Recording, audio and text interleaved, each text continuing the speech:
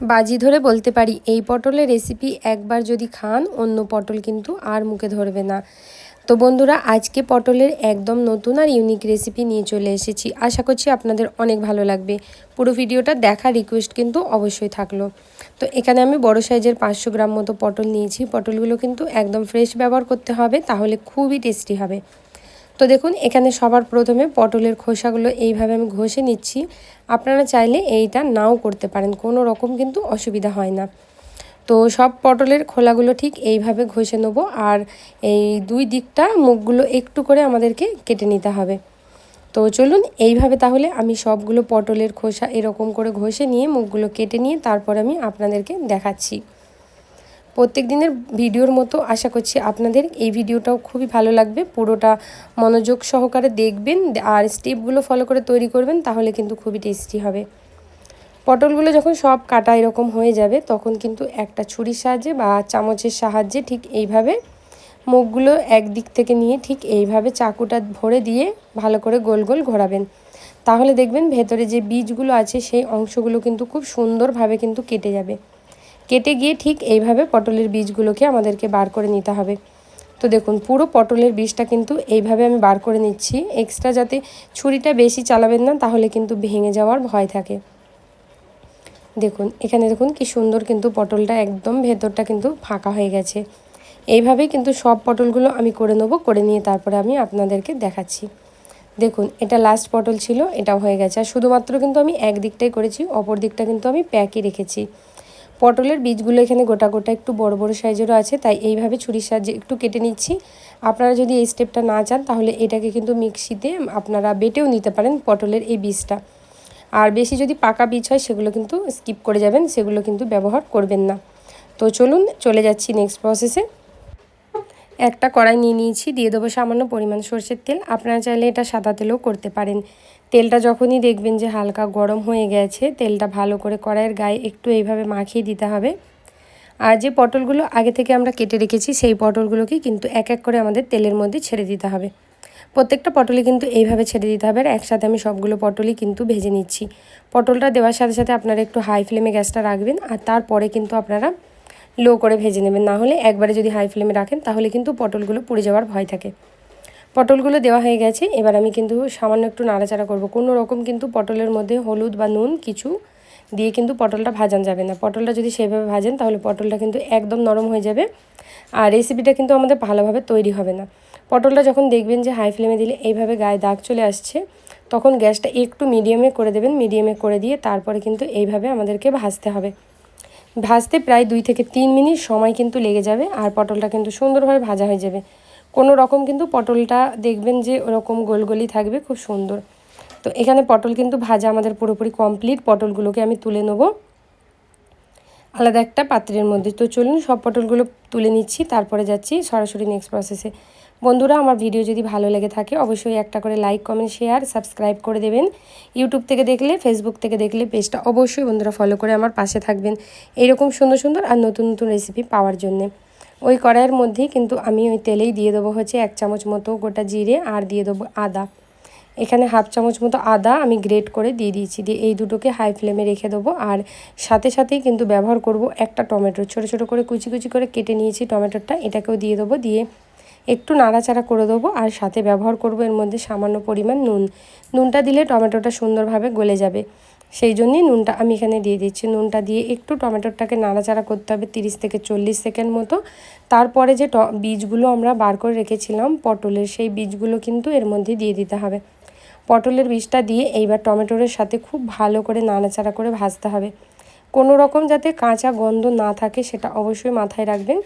একটু ভালো করে কিন্তু পটলের বীজটাকে হাই ফ্লেমে আমাদেরকে ভেজে নিতে হবে। তো প্রায় 1 মিনিট মতো ভাজার পরে এটাকে একটুখানি ঢাকা দিয়ে 1 মিনিট রেখে দিয়েছি মিডিয়াম ফ্লেমে। দেখুন বীজটার কালারটা একদম চেঞ্জ হয়ে গেছে, সুন্দরভাবে কিন্তু গলে গেছে। এবার গ্যাসটা হাই ফ্লেমে করে দেবো, করে দিয়ে পটলের বীজগুলো ঠিক এইভাবে একটু ভেঙে ভেঙে দেবো খুন্তির সাহায্যে। এতে খেতে খুবই ভালো হয়। এবার এর মধ্যে কিছু গুঁড়ো মশলা ব্যবহার করব, সেগুলো আমি আপনাদেরকে দেখিয়ে দিচ্ছি। গুঁড়ো মশলার মধ্যে আমি কিন্তু ব্যবহার করব হচ্ছে হলুদের গুঁড়ো হাফ চামচ মতো, 1 চামচ কাশ্মীরি লাল লঙ্কার গুঁড়ো, আর হাফ চামচ ধনিয়া গুঁড়ো, হাফ চামচ জিরে গুঁড়ো।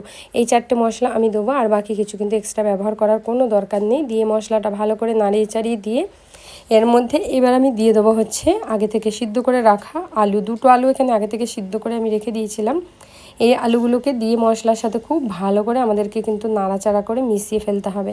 আলুটাকে পুরো কেটে কেটে ছোট টুকরো করে ফেলতে হবে, যাতে যেরকম আলু মাখা যেরকম হয় ঠিক সেই রকম আমাদেরকে কিন্তু এটাকে নাড়িয়ে চাড়িয়ে করতে হবে। দেখুন কি সুন্দর আলুটা কিন্তু মিক্স হয়ে গেছে। আপনাদের যদি এখানে মনে হয় যে লবণ কম আছে তাহলে অবশ্যই ব্যবহার করবেন, না হলে কোনো রকম দরকার নেই। আর যখন আলুটা সুন্দরভাবে ম্যাশ হয়ে যাবে তখন দিয়ে দিতে হবে ধনিয়া পাতা।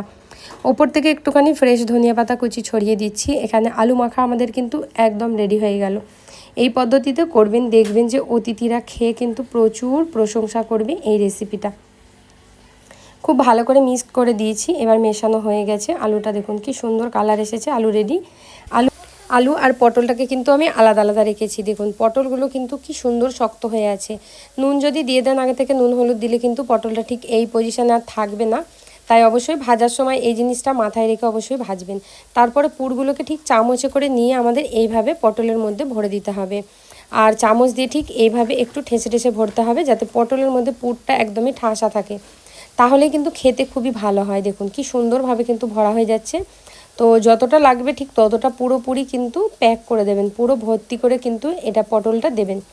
দেখুন এখানে একটা পটল কিন্তু একদম রেডি হয়ে গেছে। এইভাবে আমি বাকি সবগুলো রেডি করে নেব। চলুন তাহলে সবগুলো পটল আমি রেডি করে নিয়ে তারপরে দেখাচ্ছি। বন্ধুরা ভিডিওটা ভালো লাগলে কিন্তু অবশ্যই একটা করে লাইক দিয়ে দেবেন, আর কমেন্টে জানাবেন যে আপনাদের রেসিপিটা কেমন লাগলো, আপনারা কোন জায়গা থেকে দেখছেন। পটল ভরা রেডি, পটলটা সাইডে রেখে দিচ্ছি। অপর দিকে ভাজার জন্য তৈরি করে নেব এর ব্যাটারের জন্য দেখুন নিয়ে নিচ্ছি হচ্ছে হাফ বাটি মতো বেসন, আর এই বেসনের মধ্যেই দিয়ে দেবো সামান্য পরিমাণ নুন, হালকা পরিমাণে হলুদের গুঁড়ি দিচ্ছি, আর তার সাথে হাফ চামচ মতো দিয়ে দেবো হচ্ছে লাল লঙ্কার গুঁড়ো।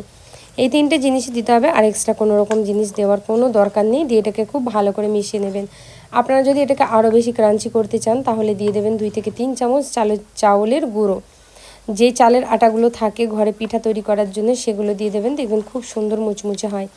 অল্প অল্প জল দিয়ে কিন্তু এবার একটা লাম্পস ফ্রি ব্যাটার আমাকে তৈরি করে ফেলতে হবে। তো চলুন ব্যাটারটা তৈরি করে নিয়ে তারপরে দেখাচ্ছি। ব্যাটারটা না বেশি ঘন না বেশি পাতলা, কিন্তু অবশ্যই জল কম দিয়ে করতে হবে। ব্যাটার কিন্তু এখানে অনেকটা ঘন লাগছে, তাই সামান্য জল দিয়ে এটাকে আবার ভালো করে কিন্তু আমি মিক্স করে নিচ্ছি। তো একদম এটা কিন্তু মিডিয়াম ঘন রাখতে হবে, খুব বেশি ঘন বা খুব বেশি পাতলা রাখলে চলবে না পটলের, তাহলে দেখবেন যে গায়ে যেই ব্যাটারগুলো লেগে আছে সেগুলো কিন্তু তেলে দেওয়ার সাথে সাথেই ছেড়ে যাবে। তো ব্যাটারটা খুব ভালো করে এরকম লাগিয়ে নিচ্ছি, দিয়ে সরাসরি পটলগুলো ঠিক চামচে করে এইভাবে তুলে আমি এর মধ্যে ডাইরেক্ট তেলের মধ্যে দিয়ে দেবো। আগে থেকে কড়াইয়ে তেল গরম করতে রেখে দিয়েছিলাম, তার মধ্যে এক এক করে সব পটলগুলো আমি দিয়ে দিচ্ছি। তো এখানে একটা দিলাম, বাকি যে কটা কড়াইয়ের মধ্যে ধরবে সে কটা দিচ্ছি। আমি টোটাল এখানে একবারে 4টে করে পটল ভাজছি। তো দেখুন সবগুলো দিয়ে দিচ্ছি, দিয়ে এটাকে প্রথমে হাই ফ্লেমে রাখবেন, তারপর মিডিয়াম ফ্লেম করে দিয়ে 1 থেকে 1.5 মিনিট রেখে দিয়ে উল্টে দেবেন। দেখবেন প্রচুর মুচমুচে হয়, আর গরম গরম খেতে কিন্তু এতটাই টেস্টি লাগে যে আপনারা বুঝতে পারবেন যে এই পটলের স্বাদ কতটা বেশি টেস্টি হয়।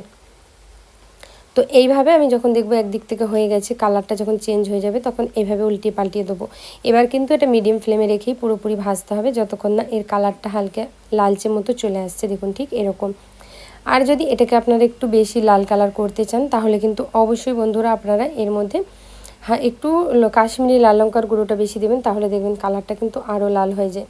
তো প্রথম ব্যাচটা ঠিক এইভাবে ভাজা হয়ে গেছে, সেম প্রসেস করে বাকি যতগুলো আছে সবগুলোকে কিন্তু এরকম করেই ভেজে নেব। আশা করছি বন্ধুরা প্রত্যেক দিনের মতো আপনাদের এই ভিডিওটা খুব ভালো লেগেছে। ভালো লাগলে অবশ্যই লাইক কমেন্ট শেয়ার আর আমার চ্যানেলটা সাবস্ক্রাইব করতে ভুলবেন না। এইভাবে নতুন নতুন ভিডিও পাওয়ার জন্য আমার সাথে থাকবেন, পাশে থাকবেন, আমার চ্যানেলটাকে সাপোর্ট করবেন। দেখা হবে বন্ধুরা এইরকম আরও অনেক নতুন নতুন আরও সুন্দর সুন্দর রেসিপির সাথে। ততক্ষণের জন্য ভালো থাকবেন আর সুস্থ থাকবেন। আমার ভিডিওগুলো এইভাবেই